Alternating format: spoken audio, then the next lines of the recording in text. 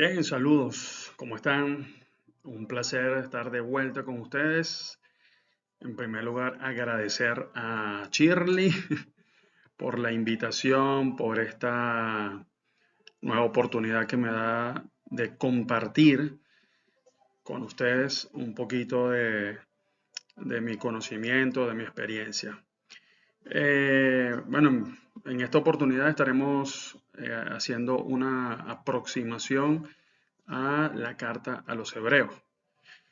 Les digo que es una aproximación porque hacer un estudio profundo de la carta pues llevaría muchísimo tiempo. eh, También supone conocimiento de base que se debe tener a nivel de teología, a nivel de idiomas, etcétera. Sin embargo, como le decía yo a Shirley, ella se asustaba un poco cuando yo le hice la propuesta de hacer este breve estudio aproximativo. Eh, yo decía, no, no tengas miedo, porque yo creo y estoy convencido que los laicos como ustedes, en mi caso, bueno, actualmente soy laico, pero tuve una formación filosófica y teológica. Y siempre pensé, estando en el seminario y después en la maestría, que había muchísima información que los laicos deberían conocer, que deberían estudiar. Por eso cuando me han invitado a este tipo de experiencia, siempre trato de ir en profundidad.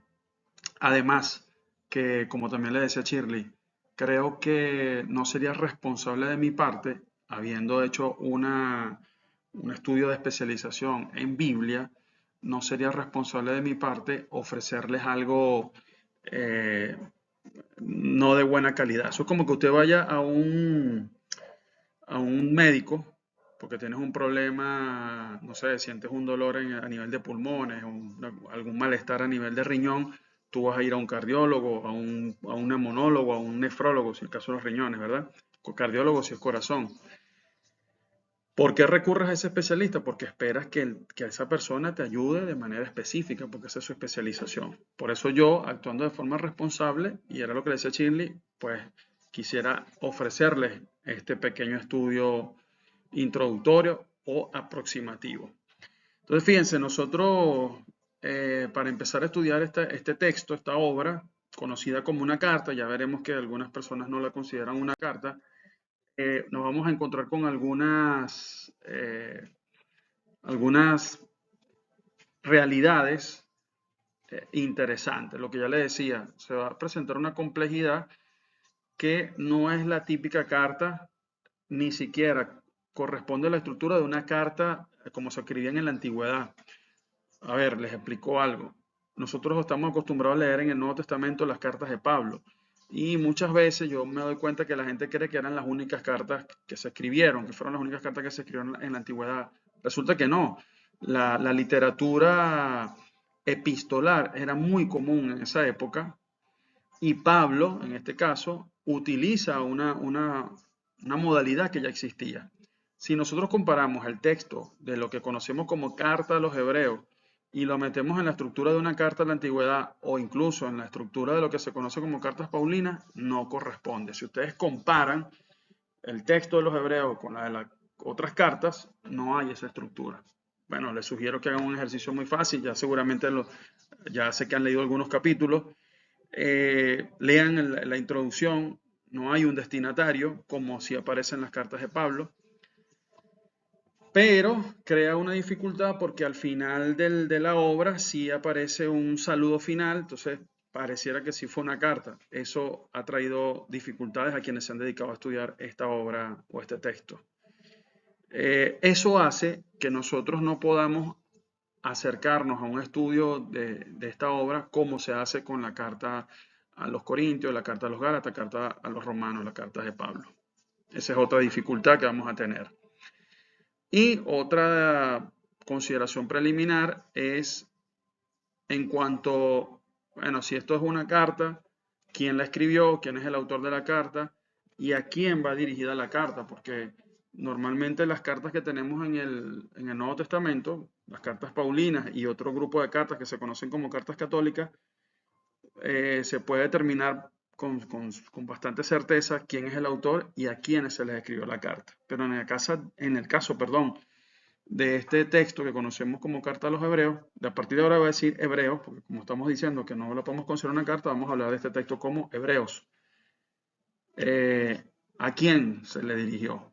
Precisamente ese término Hebreos. Sería interesante si tuviéramos una clase sincrónica, escucharlos a ustedes y saber qué hay en su mente, qué consideran ustedes quiénes eran los hebreos. Y bueno, algunos dicen que era una comunidad cristiana que habitaba en Jerusalén, pero las investigaciones, los estudios más profundos y recientes apuntan hacia una comunidad cristiana en Roma. Por eso, bueno, allí la foto de este famoso monumento ubicado en Roma, ustedes conocen como el Coliseo. Y bueno, aquí les doy un valor agregado, un dato extra. El nombre real de este monumento, que es uno de los más espectaculares del Imperio Romano, es Anfiteatro de Flavio, que fue construido por dos emperadores que pertenecieron a la dinastía de Flavio, de los Flavios. Pero bueno, la gente lo comenzó a llamar Coliseo por una razón de una estatua que había ustedes están viendo la imagen de frente, al lado derecho, voy a señalarlo aquí con el puntero, esto que ven aquí es un arco conmemorativo. Delante de este arco, en la época de Nerón, existía una estatua colosal, monumental. Entonces por eso se le conoció con ese nombre. Voy a detener aquí este video para no hacerlo tan largo y continúo con la explicación. Bien, con respecto a la consideración sobre el autor de la obra, el autor del texto llamada Carta a los Hebreos, si ustedes han leído los 13 capítulos, muy probablemente se habrán dado cuenta que pues, en ninguna parte aparece un nombre o algún tipo de dato que nos haga pensar en un autor. Hay algunos pequeños signos, pero no totalmente como en las otras cartas paulinas, por ejemplo. Entonces, fíjense, ¿por qué durante un tiempo se pensó que la carta la había escrito Pablo? Eso proviene del siglo II después de Cristo. Clemente de Alejandría o San Clemente de Alejandría, que es conocido como padre de la iglesia cuando se estudia la patrística, en una de sus obras le atribuye este texto a Pablo. Hay otro autor cristiano llamado Tertuliano, que muchas de sus obras se estudian también en la patrística. Él, en cambio, le atribuye la autoría del texto a Bernabé. Si ustedes han leído el libro Los Hechos de los Apóstoles, deben recordar que hay un compañero que acompaña, valga la redundancia, que se une a la misión, si no me recuerdo, en el segundo viaje a Pablo, que se llama Bernabé, fue muy cercano, fue un discípulo muy leal a Pablo, y bueno, Tertuliano dice que él fue el que escribió. En un comentario de los que escribió, tantos de los que escribió Lutero tenía una fascinación por las obras de Pablo, él en cambio le atribuye a Apolo, que fue otro también discípulo de Pablo. Y finalmente, un autor más moderno, un señor llamado von Harnack, atribuye a Priscila, que fue una cristiana muy nombrada en las primeras comunidades cristianas, la obra de la Carta a los Hebreos. Priscila y Aquila eran discípulos de Pablo. Entonces, como podemos ver, hay una variedad de teorías que aprueban que el autor no es Pablo y más bien le atribuyen esa autoría a otro. Esto es un ejemplo de un papiro, porque este es el papiro Bodmer.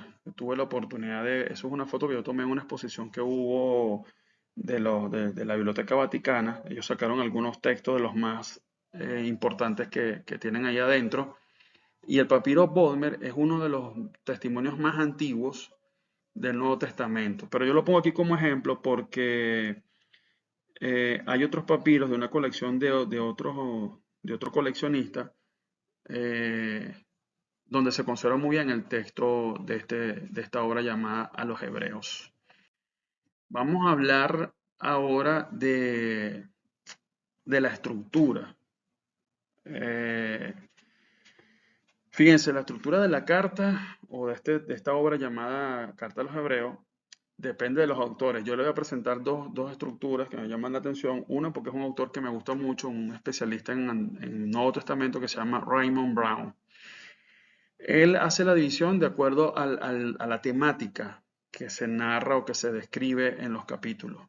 En ese sentido, vamos a tener 1, 2, 3, 4, 5, 6 y 7 partes.